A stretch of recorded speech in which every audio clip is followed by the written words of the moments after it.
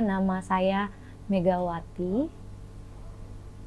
Isyarat panggilan saya seperti ini. Asal organisasi saya dari HWDI, Himpunan Wanita Disabilitas. Saya perempuan disabilitas tuli.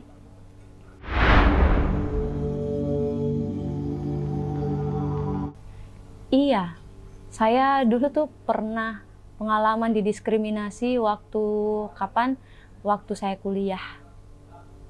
Saya didiskriminasi waktu saya mau ujian proposal.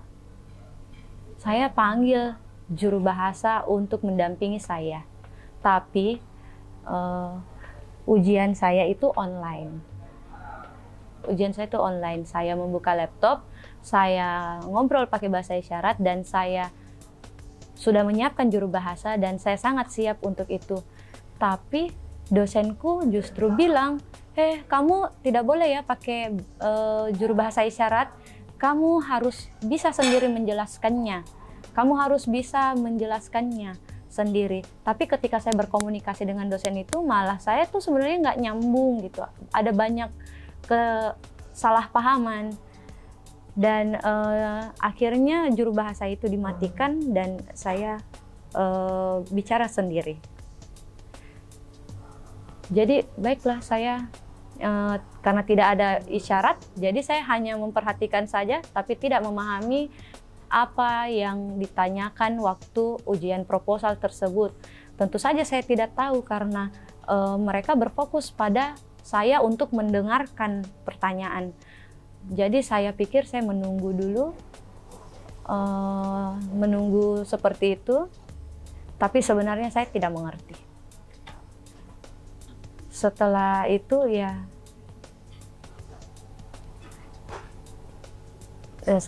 kemudian sesi pertanyaan baru dibuka juru bahasanya isyarat.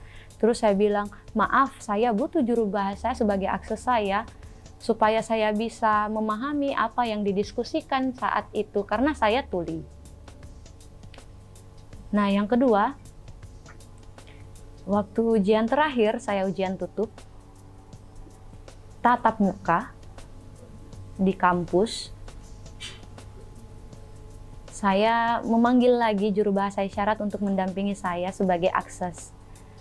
Kita sudah dikumpulkan, para dosen juga sudah duduk dan rapat. Aku pertamanya berkenalan, ada akses juru bahasanya.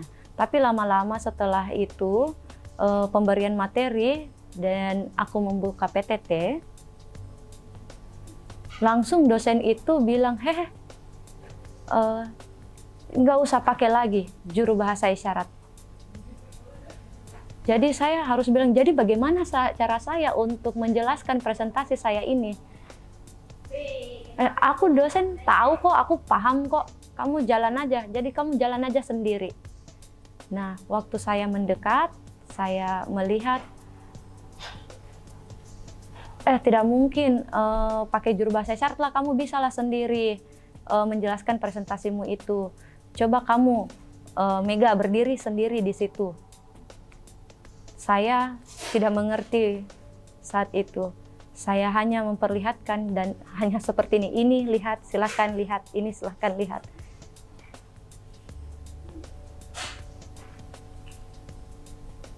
Tapi tidak ada yang membacanya. Langsung dosennya hanya bilang, bagus, bagus, bagus.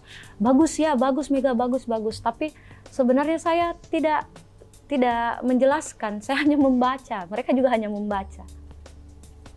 Nah, PPT saya sudah ditampilkan terakhir, kemudian ada sesi tanya jawab.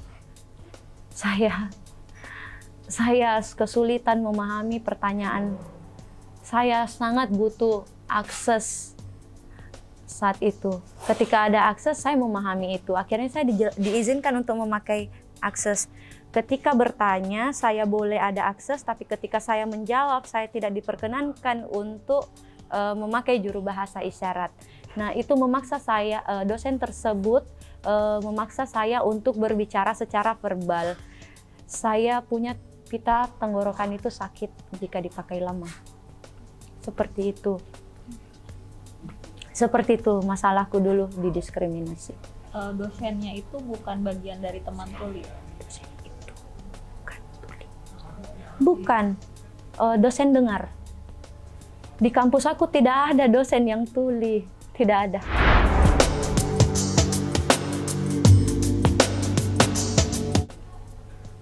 Ya waktu saya merasa didiskriminasi ya saya sakit hati, saya tersinggung. Tapi tidak apa-apa, aku berusaha untuk diam, cuek, dan tetap berusaha. Tidak bisa, saya tidak bisa. Padahal sebenarnya kan saya punya hak sebagai tuli untuk mendapatkan akses. Akses untuk semua teman-teman tuli itu ada.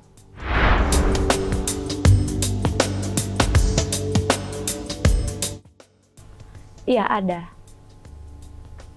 Dulu dosen saya, tapi bukan ketua, jurusan. Mereka ya agak, ya ini lumayan.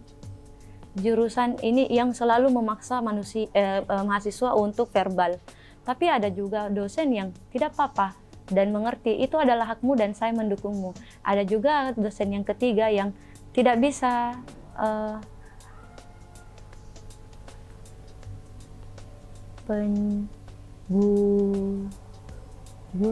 penguji, iya. Karena ada dosen penguji juga yang tidak bisa pakai bahasa isyarat sama sekali. Nah, ada juga dosen yang membolehkan. Jadi ada masing-masing. Ada yang lumayan, ada yang mendukung, ada yang tidak boleh sama sekali.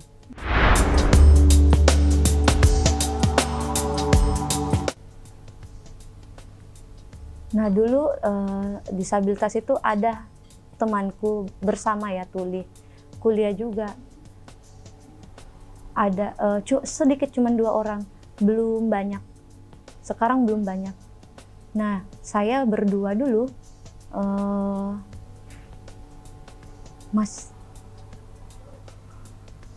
masyarakat.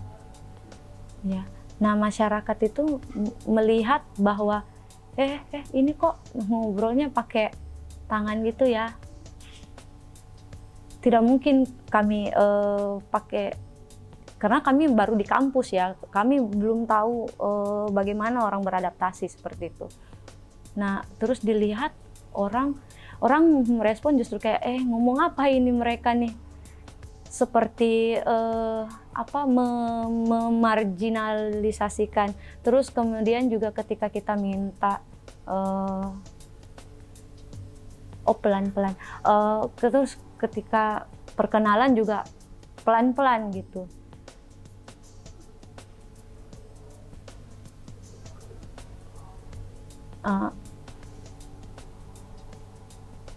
Orang-orang juga kayak ada yang bisa nih, ada yang bisu, ya aku nggak bisa bahasa isyarat gitu.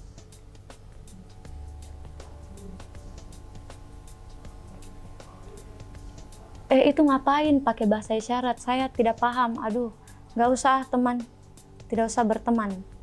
Tapi lama-lama aku masuk ke kelas, berbagi kelas, kita ada berbagi kelas.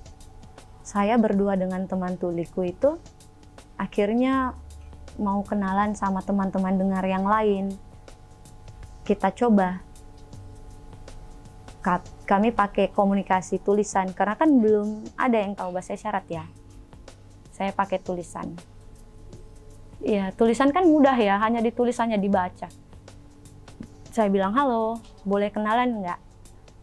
Saya menuliskan itu. Ada yang bilang boleh. Terus mengasih, tapi lama-lama tidak usah, capek menulis terus, capek, melelahkan. Nah terus saya harus gimana? Oke baiklah, nggak apa-apa. Aku berpikir mungkin orang itu baik, tapi ternyata juga memarginalisasi saya sebagai seorang tuli.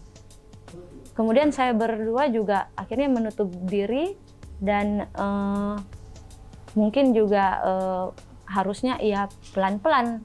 Ya pelan-pelan lah kita perkenalkan diri kita. Tapi akhirnya balik lagi kami berteman kok, seperti itu. Kalau pertama-pertamanya memang akrab itu sangat sulit, butuh waktu. Memang awalnya tidak akrab. Tapi setelah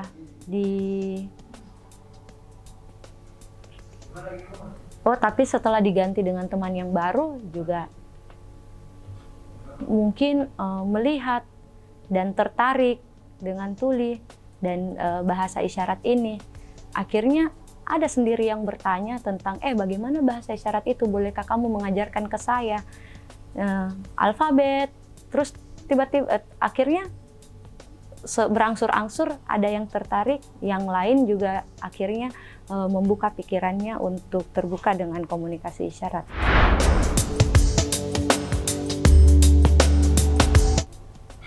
Harapan saya untuk semua harus ramah terhadap teman-teman tuli atau minimal belajar bahasa isyarat. Bahasa isyarat suka itu untuk memudahkan komunikasi. Kalau baru isyarat tidak tahu, ya tidak apa-apa. Nanti kami bantu kok, tapi ya bisa dengan tulisan dulu. Nanti juga lama-lama kalau sudah sering berlatih, saling bantu bersama, teman-teman tuli juga dan dengar bisa setara.